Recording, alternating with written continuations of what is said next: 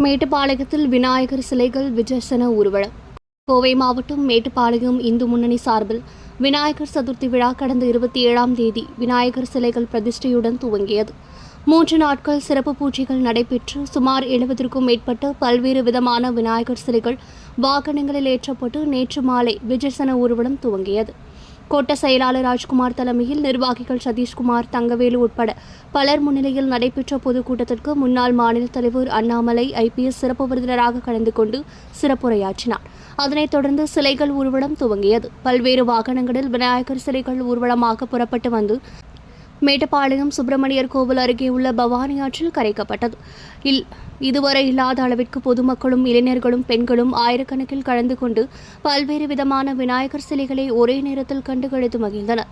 மேற்கு மண்டல காவல்துறை IG செந்தில்குமார், DIG சசிமோகன், கோவை மாவட்ட போலீஸ் SP கார்த்திகேயன் ஆகியோரின் நேரடி பார்வையில் நூற்றுக்கணக்கான போலீசார், ஊர்காவல் படையினர், அதிரடி படையினர் பாதுகாப்பு பணியில் ஈடுபட்டனர் என்பது குறிப்பிடத்தக்கது.